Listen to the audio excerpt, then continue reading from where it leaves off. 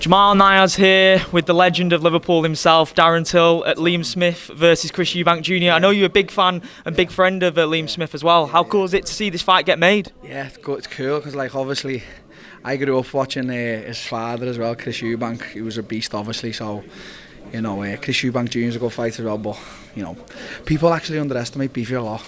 Even when you read about the spars, he's had spars with every top fighter all over the world.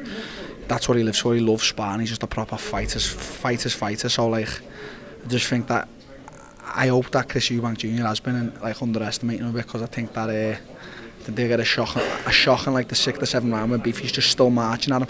Even if you look back at the fight where Beefy fought Canelo, Beefy was just marching forward, taking shots. His guard's always tight. He's always sharp. He trains hard. So for me, I think people are saying it's going to be points, or I think it's going to be a stoppage for Eubank, for Liam. Sorry. So can't wait to see it. And how's everything going with you? Because I have so much respect for you. How you go back and analyse your own fights, and you put a message out there to the fans that you don't necessarily need to do that straight after a fight. You don't really owe anyone anything after putting your heart and soul on the line in there. How are you doing, and when can we next expect to see you back in there? No, I'm sound, honestly. Listen, I keep telling myself this now, and I want to tell everyone else. It's not how it starts, it's how it ends. So our ends is the most important thing. You know what I mean? So you're gonna have these bumps in the road and all shit like that, but it's what happens at the end of it all. So for me, I feel like I'm coming into my prime. I'm 30. I've just got to look after my body right and stuff like that. You know what I mean? So I'm gonna be back soon. I've just got to take care of a few things mentally and physically, and tweak a few things in my armour that I feel like are chinks at the moment. So listen, at the end of the day, we'll see what's happening at the end of it all. We'll see what everyone's got to say at the end of it all. I'm not gonna stop until I reach what I want to reach. So that's the kind of drive I've got. You know what I mean? And the UFC, is that still firmly in your sights? Obviously you're very close with Brendan Loughnane, and that would be enticing, wouldn't it, to get a cheeky million like that? But the UFC strap has always been a goal of yours. You're in that organisation, and it wasn't just one strap as well. You were after multiple weight classes, weren't you? Glad you remember.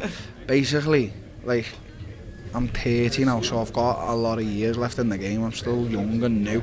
So if I want to go away to another organisation and come back to UFC on good terms, I can do that, you know what I mean? So that's just the plan and the goal at the moment. I don't know, it would be nice to go over to PFL and get a little cheeky mill like Brendan, because he's flying at the moment, and I'm proper, I'm loving it for him. He's getting a lot of hype behind him and that, so, and he's getting a big name. I've even told him, I said, why don't you go to UFC and I'll go PFL, sort of like that. But we'll see. At the end of it all, I am firmly confident that I'm going to be a UFC world champion one day. So that's all that matters to me. Did you feel the love of the fans after that message that you put out? Because I know that you've always been very open with your ups and downs in the sport, and from my perspective, you've been an amazing ambassador for that, because it's never a straight line, and we've seen guys like Charles Oliveira.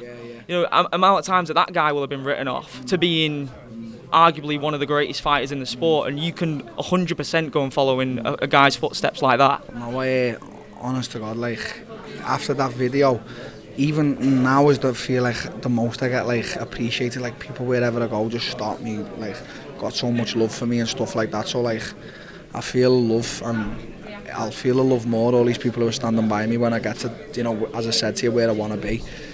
It's just a tough road, man. MMA is so tough, and sometimes I've made stupid decisions, you know what I mean? Even I remember when I took the Derek Brunson fight, and my coach, was begging me not to take it, and I took it like that, you know what I mean? This last fight, there was no problem with me. Just the only thing in my mind I feel I went wrong is that I was still a little bit scared with me, and I didn't grapple enough. Other than that, I feel I was ready, I was in shape. I probably wasn't the strongest I could have been. So there's another thing that I need to analyse and go away and deal with. But all in all, I'm happy with the way my career's going, because I know at the end of it all what I'm going to be and what I'm destined to be. So that's it. Just got to have that drive and motivation. Would UFC London be a bit too early, do you think? Yeah, I think so. I'm on the ale tonight. I'm getting smashed. Enjoying yourself. You deserve it, man. It's not been long since you were in there, so 100%. Early, but I'll be back this year. I want to fight three times this year. Yeah. 3 times, so I want to get 3 massive fights in. So Obviously, there was a massive momentum shift in the division as well. Alex Pereira coming in, taking out the reigning champion Adesanya, who I know you've always wanted that fight against Adesanya. Now this guy comes in who's a freak of nature, more like not far away from your build, to be honest. Like you could easily hit that light heavyweight if you wanted to as well. I don't know, mad the way he's beat Adesanya 3 times now. I mean, Adesanya was saying he wants to fight straight after, but for me it's like, do you want that fight? Like, I don't know, what if he loses 4 times on the bounce? So I don't know, man. It's a fickle old game, innit? It really is. But would you like to test yourself against that guy 100%? 100%, yeah. Striker versus striker, 100%. Because he wants Khamzat as well, doesn't he? Yeah. He's been saying some stuff about Khamzat this week. I don't think he wants Khamzat. Khamzat. I'll have to be honest. Khamzat will maul him. Fights are fights, mats are mats in MMA, and I won't have to say Khamzat it'd be a 30-second fight. Khamzat would maul him. I know you're, obviously, goes without saying, you're very tight with Tom Aspinal. He's a good mate of mine. He's from Everton as well, just like me. I want to see him back in there, but we don't want to rush that. Just in terms of how he's had to overcome the mental aspect of that injury as well. I know he would like to keep a brave face, but it must have been tough for him. What was it like seeing him go through that after the highs of the March event last year? Quite tough, because I didn't see him in the gym or nothing, and then, you know, I knew he'd got the surgery and stuff like that. I believe, you know, I think he's just boxing and that now, like with one of the coaches in Four Corners. So, you know, I can't wait to see him back. I do believe one day Tom's going to be a champion. 100%. Tom could be a champion in heavyweight and light heavyweight. He can do that. He's so trim and so fast, and I swear I can't say enough praise about Tom. So, yeah. Relax, man, relax.